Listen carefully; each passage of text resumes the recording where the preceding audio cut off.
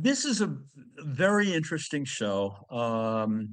If any of you are at all familiar with Egon Schiele's work, you know it from his figurative work, for the most part. Um, so Schiele lived a fairly short life. He was, let's see, it was 1890 to 1918, so he was 28 when he died. He was one of the pioneers of the Austrian expressionist group. Um, and basically, most of his work is involved in depicting the human body, and soul. Um, basically, he was a contemporary of Sigmund Freud, which is really quite um, a match, because the eroticism of his figures just hooks right into old Sigmund. The the show that they're having at Gallery Neue is focusing on the landscapes. Um, and that's a very different kind of um, range and approach. You know, his work is very intense. The As you can see from, I'm gonna actually even pull up the zoom in on this so that you can see. Okay, the line. So he um he used the blind line drawing technique in these pieces, which is very impressive and very intense. Um, which I don't know if you are familiar with it, then you know what I'm talking about. If you're not familiar with it, what the blind line drawing technique is basically you don't look at the paper while you're drawing. You really imagine that whatever your drawing implement is, your pencil, your pen, your charcoal, are touching the object that you're drawing, and you're trying to simulate the feeling and the directionality, but doing it totally without looking at the paper. Now he, of course, oriented himself, but you see the vitality of these marks in the work, and that's one of the remarkable things about his draftsmanship. Um, so, um, and the piece on the left is just remarkably jaunty and strong. Um,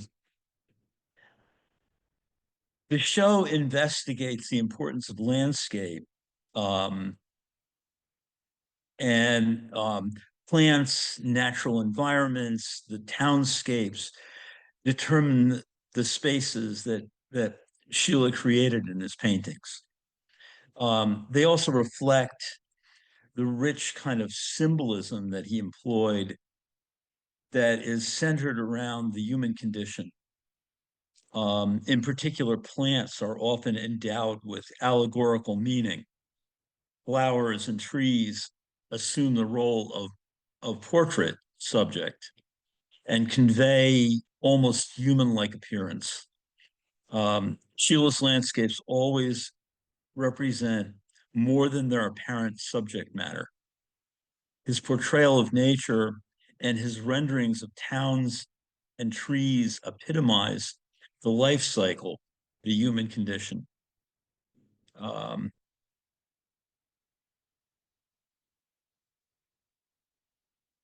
so he was very close to Gustav Klimt. Well, we'll talk more. I'll talk more about that as we move along.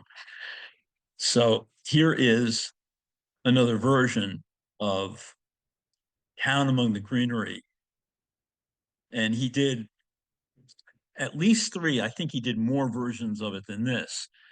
Um, Let's see. Yeah. All right. Um, Town Among the Greenery. Um, it's it's weighted with the past. There's this sense of these kind of very old buildings that have settled together. Um, he invented much of the topography, moving the town from its actual location to the middle of a make-believe forest. Um, it was a nice enough fantasy, but the finished work with its jammed together houses bracketed by two bands of green is inexplicably, it kind of has the appearance of sinking in. Uh, so it's really fascinating stuff, what he's up to. Okay. And now we're going to do some of the bio stuff. I'll do that real quick. Let's see. Um, yeah. So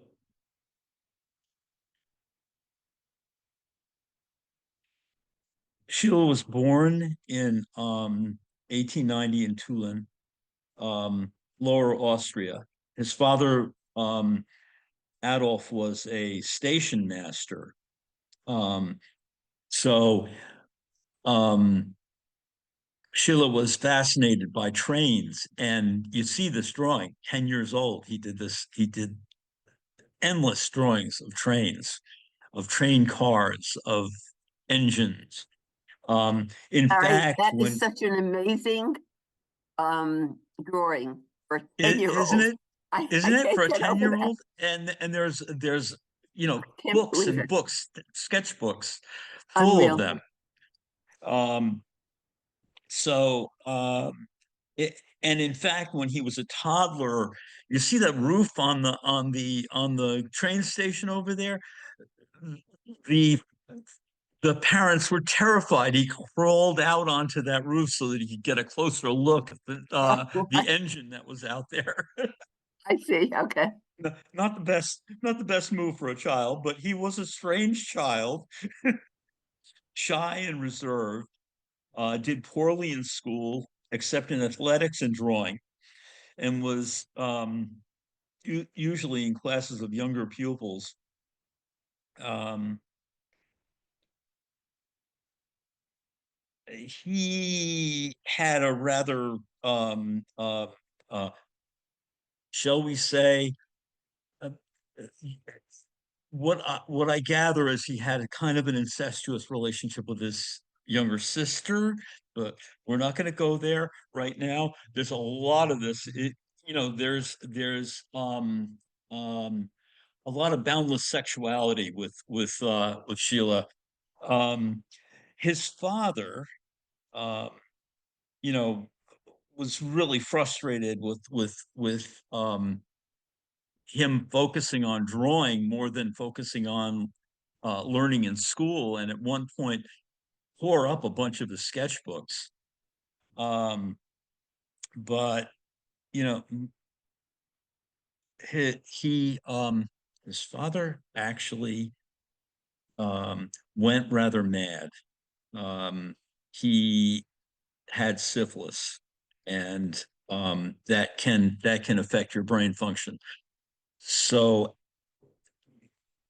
his father died from the syphilis when Sheila was 15, which left the family in some dire straits. He had two older sisters and one younger sister, and he ended up living with an uncle as his guardian, who actually kind of picked up on the fact that the only interest that this guy had was in drawing. So he sent him off to, actually, he started out at a um, a design academy, and the teachers recognized his talent was so great that they made sure that he went to the the academy in Vienna. Um, so let's okay. Here is a series of self-portraits. Intense guy, this Schiele. You know, the the one on the upper left is him at 16. Um, um, and these progress from the left to the right on the top, and then from the left to the right on the bottom. Um, he was a great portrait painter, and he had the great ability to capture um, what he wanted to express through those figures, and he did. Uh, I don't know how many self portraits he did. In fact, in his short lifetime, I mean, he only lived to 28, so he did 3,300 pieces in his lifetime, 300 paintings, as far as I know, give or take, and and over 3,000 drawings and watercolors. Um,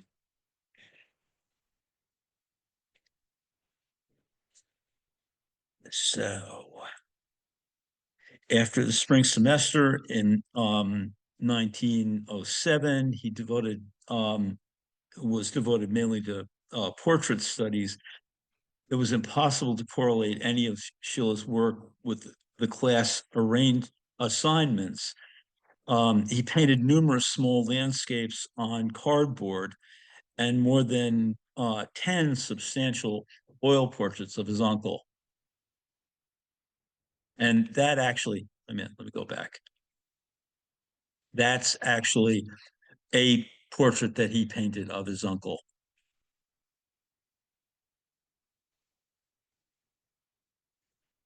Okay. So in 1907, he he had been seeing Gustav Klimt's work when he was at the academy, and in 1907 he met and um, Klimt admired his work, bought a bunch of his pieces, and actually mentored um, Schiele.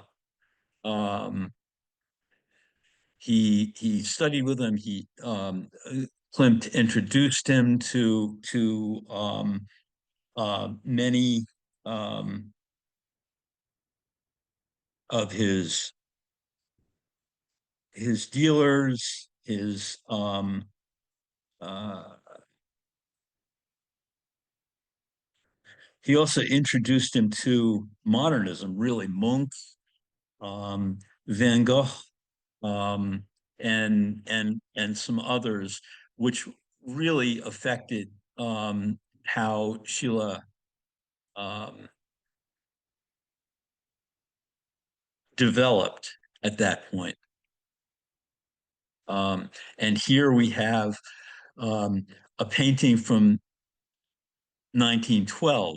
Okay, so he had been together with Klimt for 5 years at that point. Um, Schiele sought out Gustav Klimt and generously mentored the younger artists. He actually mentored um, Oscar Kokoschka and several other artists who I'll talk about a little bit more later.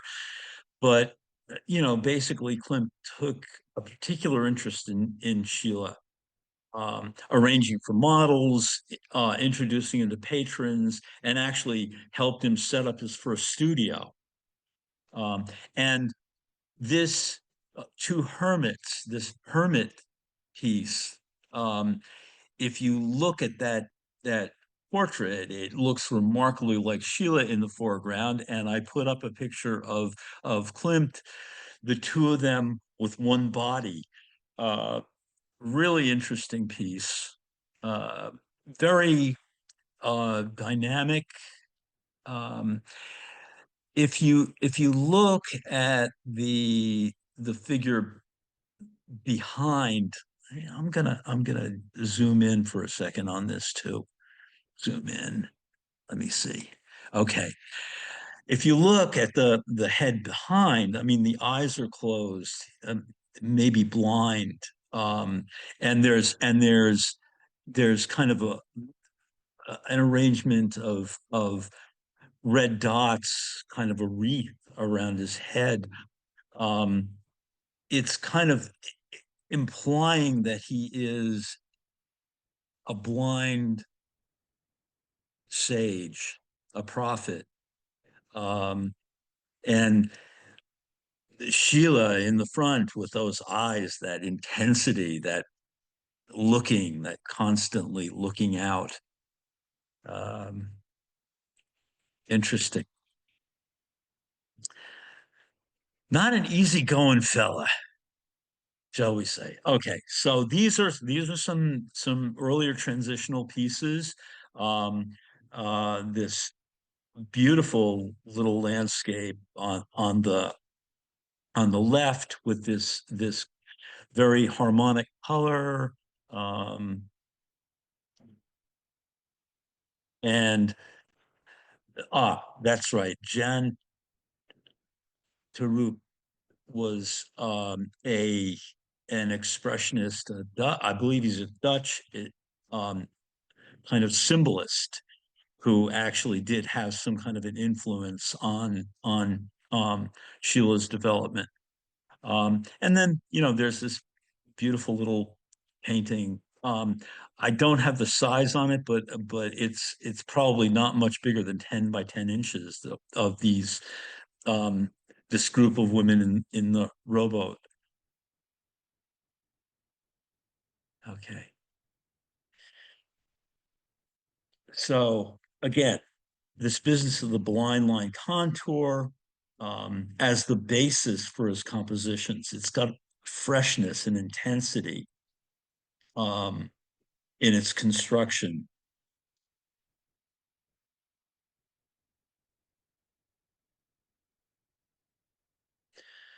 And on the, let's see, I'm gonna zoom in because it's really interesting to see this. So this is kind of the subject matter that he's working from, these older, kind of rickety buildings, um, a little ramshackle.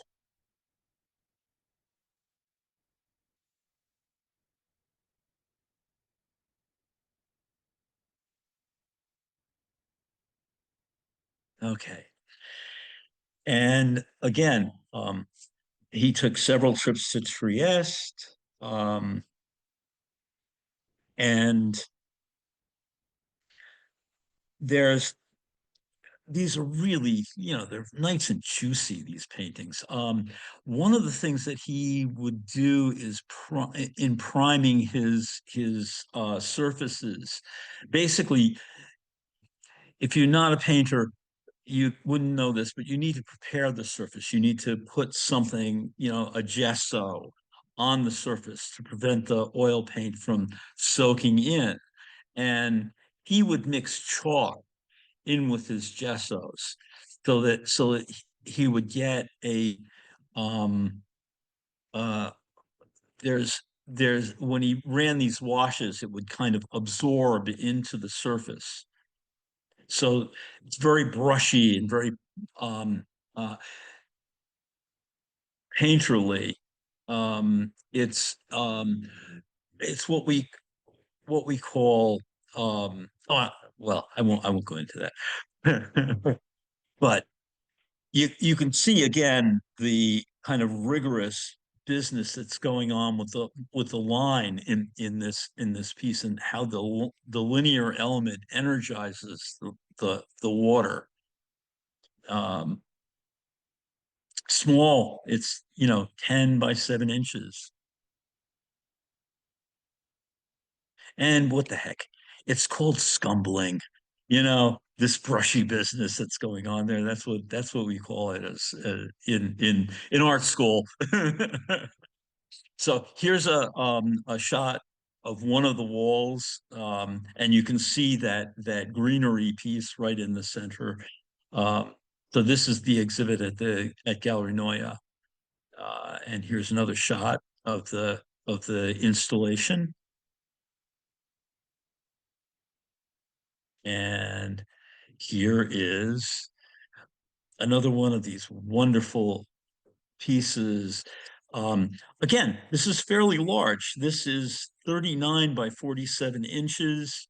Um, and you can see the way it almost looks like a watercolor because of the way he prepared the surface. The washes of oil paint would soak in. Um, and maybe I should give you a shot of this one too. What the heck? And so you see, there's some changes between this and this. This shot may have been taken later. It looks like those windows had leaded glass in them at one point, and they don't by the time we see the photograph.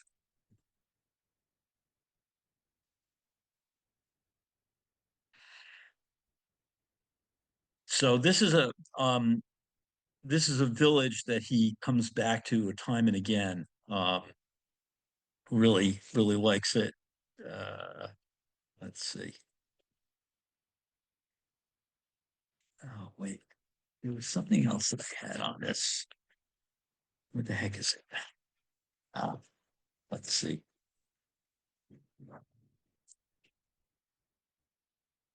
No, not yet. Okay, good. And here's another installation shot. And Dine on the Danube, that was what I was thinking of. It depicts an unpeopled village at a time that feels nearly medieval. So there's a kind of ancient quality to these pieces. Yeah, and structurally, it's almost like a Byzantine um, icon. Um,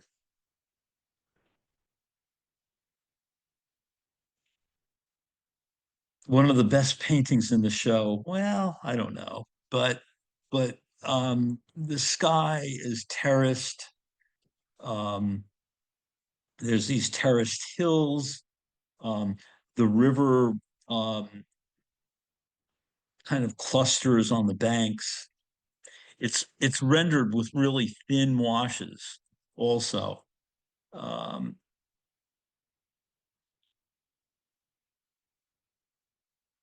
it's kind of, you know, these strata in the hills kind of are kind of like going down into the layers of the earth.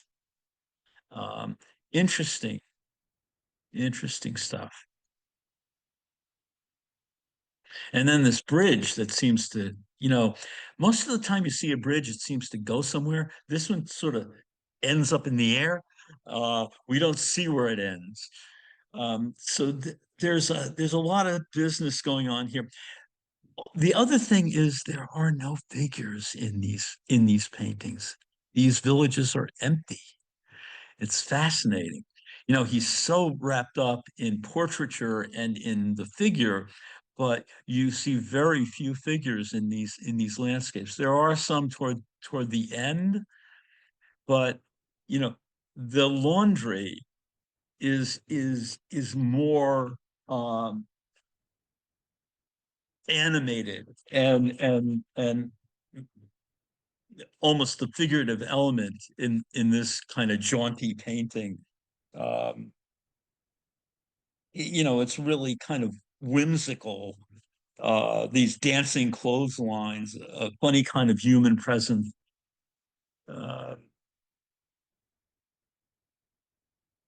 okay, and then this is another one of these from that same village. Now this is a late piece. This is from 1917. Um, again, there's this kind of sensuous, jaunty interaction of forms.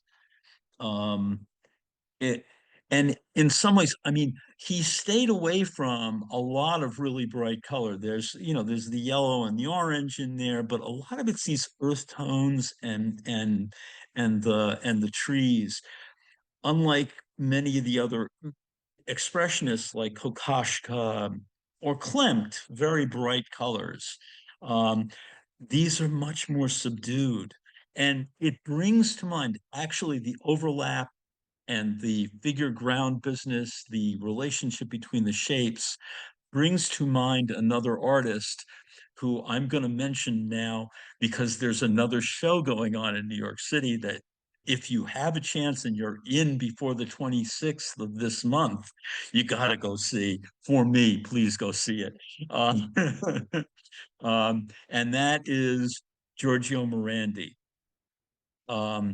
And the relationship between Morandi and Schiele, well, these are very still, very beautiful, quiet paintings. But structurally, there are certain things which they share as far as the figure ground relationship and the activity of those shapes, those geometric shapes in relationship to each other. Also, those subdued earth tones. Morandi is a master of this sort of muddy, warm, cool business. Um, the show is on 63rd Street. The Gallery Neue is uptown further. I believe it's 88th or 86th. I can't remember exactly, but this show is is there only till the 26th, and there are 70 paintings in the show. I don't know if I'm going to get to go see it, so that's why I was asking you guys to go see it for me. Okay. And speaking of Larry, Kokoschka, do you yes, know why he died at such an early age? yes, he died during the flu epidemic of Oh, okay, 1918. okay. Oh, He that and was the his wife Spanish flu. both died. Okay, Yes, Spanish flu. okay. Yep, I'll go into more depth on that, Okay, I'm as we sorry. go a I'm little bit sorry to go further, ahead. I but was just so curious. okay, yeah. Um, these are Kokoschka. Kokoschka was a good friend, and actually, and a little bit older than Sheila. So he was very much an influence on him. In fact, this Bride of the Wind, The Tempest, there's this whole thing about love and death that these guys are wrapped up in. I didn't put a whole lot of that in here, but Klimt and Sheila and Kokoschka all do this dance of love and death. This, the erotic and mort. Uh, ah, I'm going to do a few portraits just so you get the idea of how potent a portrait painter and figurative painter this guy was. Um, if you if you're at all familiar with his work, you would probably know this. The Portrait of Wally. This was a scandalous situation. Basically, um, you know, Sheila would not have done so well with the Nazis, and they were coming along the line. They were not present yet, but I think in some of his work, these emaciated figures that they look like, you know, they just stumbled out of Dachau. Um, this particular piece was one which was confiscated, sold by the Nazis. Um, Wally was one of the long line of mistresses that lived with Sheila for a period of time. Um, so this portrait from 1912, there's actually a wonderful YouTube portrait of Wally, which follows the story of this particular painting and what it went through and how basically, eventually, I hope, I didn't see the end of it. I think that it was stolen from. Uh, but here's the portrait on the photograph on the right of Wally, and here's the painting. And notice, this business of the portrait and the vegetation. There's this correlation between human and vegetable, between human and vegetation and tree. Um, it's kind of sprouting out of her. Okay. And this is an interesting little duo. Boy, this guy was nuts. This is a portrait of his wife. He married her in 1915, left Wally. Wally's reputation was rather um,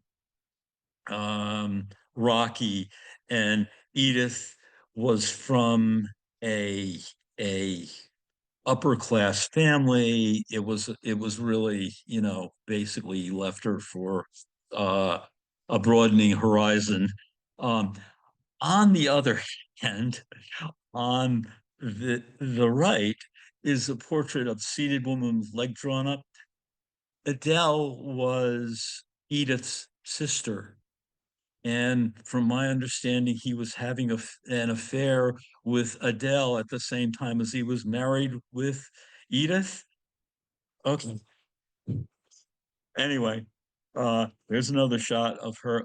I'm not going into any of the really hardcore erotic uh, stuff. These are about as far as I'm going with this presentation. You can look them up for yourself, and I loved his work. The line and the power of his draftsmanship always really, amazed me. In my student years, I looked a lot at his work and drew inspiration from it.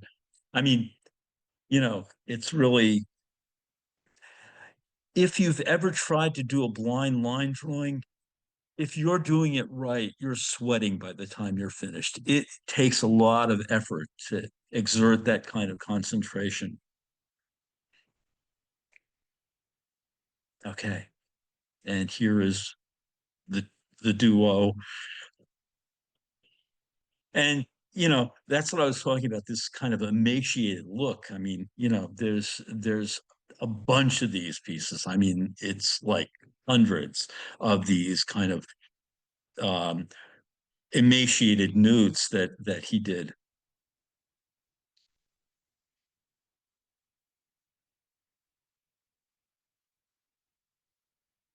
So Larry, we have again, a question. yes, yeah. Did he get inspiration from Toulouse-Lautrec? Angles and Um, lines of as a matter of fact, female, absolutely yes. Absolutely yes. I'm glad you brought that up. it He was did. Edward. It Mhm. was, basically, Lautrec, um, in his kind of more lascivious, you know, uh, nights in the cabarets and all that stuff, really, was into the underbelly of society, and it's definitely something that Sheila was influenced by. So yeah, And thank you for there was bringing that another up. question. Yeah. And I don't know what painting he's referring to. He said, was that a blind contour piece? I A think it was the one blind. right before that you Oh, showed. oh yeah. These are all blind line. Basically he used that technique.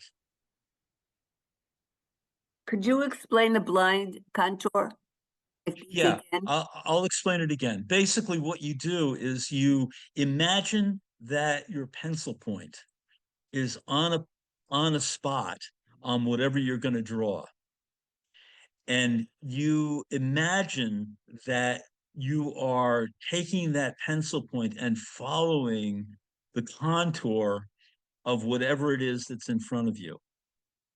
And you don't need, when you're really good at this, like he was, you don't even need to look at the paper. And in fact, Degas used blind line contour drawing. He used to keep a sketchbook under his coat in the trolley car and draw people underneath the coat while they were riding, so they wouldn't know that he was drawing them.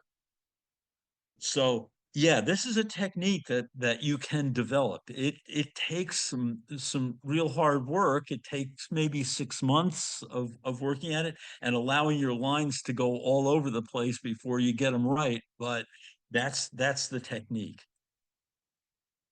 Did that help? Did you guys get what I said? Yeah, I think we all understood that. Okay, good, good. All right. Just so you know, that self-portrait is almost frightening. Oh, it is. Oh, yeah. A lot of this work is really dark. It's really dark business. And think about the time, I mean, this is 1913. We're headed into World War One, and politics are really shaky. He did serve in World War One. So these trees, this kind of existential, you know, struggle that's being represented by the botanical elements. Again, you look at this paint and it's very juicy, it's very loose, it's brushy. And then the background, the sky, has impastos that kind of trap those markings in them. You can't really see it too clearly. We're in a virtual world here, and so it's kind of hard to see that. But let me see if I can zoom in a little bit. Oh, let me see. Yeah, you can see how thick that white paint is around that branch and kind of traps it in there. So he uses these, what's called an impasto, to capture, to trap that mark into the surface. There's another question. Are Yeah, all those drawings with lines, are they done that way, the blind contour? yes. Okay, thank Now, you. does he look? Yes, he looks to orient himself, but he doesn't draw while he's looking to find the next spot where he's going to draw. So this is somebody who's been doing this for a long time. He's very intuitive. Okay, so here we are with sunflowers. Van Gogh, definitely. Um, and there was a kinship there in many ways. This little chestnut tree is okay. Let's see. I'm going to keep us moving along. More sunflowers. He did a lot of the sunflowers, and some of them are really attenuated, long and skinny. Um,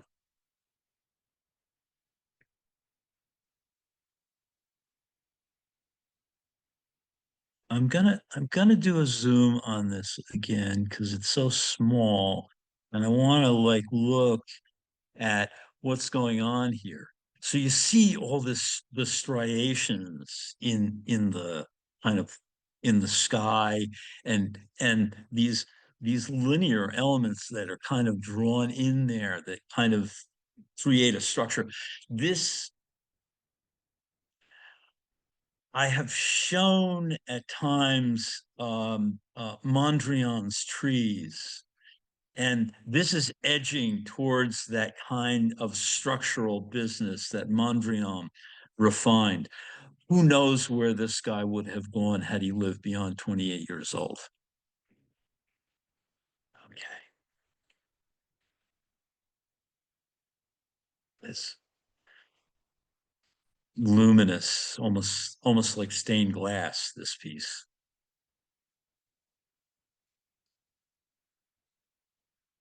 This is 1917. So he only lived another year. His wife was pregnant. 6 months pregnant when the influenza hit, the Spanish flu hit, and took him out and took her out.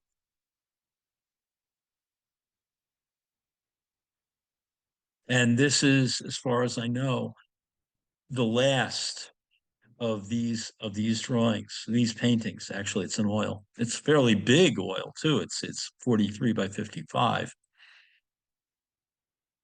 Really, again, this technique that he used of using chalk in the ground and all that, it really made these look very much like a gouache or a watercolor, but it's an oil. And notice the figures on the front steps on the sidewalk out there. Who knows where he would have gone? From my understanding, his when he came back after the war, his figures started to get more substantial, more fully, he started to draw models that were more full of life. And who knows, he's he was now a father to be, and uh, who knows how that would have changed his life. He was a very notorious, and they actually threw him in jail at one point for his kind of pornographic drawings, but they let him back out. I can't remember what the whole story was with that one, but he was a rebel, that's for sure. um, but who knows where he would have gone. We never will. Again, Portrait of Wally is on YouTube, so you can watch it. It's about an hour and a half long piece. There are a lot of YouTubes on his figurative work online, which are well worth looking at on YouTube. A number of hour-long um, talks, and definitely worth tuning into. Um, so that's it for today. Yeah, his paintings are magnificent. I just love Aren't them. they? Yeah. Oh, they're just the colors alone, and then the line drawing, just amazing. So He at was a Dewey great Gallery, draftsman. he's Great draftsman. unbelievable. So I just want to remind everybody about the two concerts in December. Not in December, one in December, December 15th, and the other one in January 11th, one in the afternoon, the other at night. And don't forget all the other programs the Chappaqua Library hosts. Just go to our website, which is chappaqua.library.org. And thank you all for coming.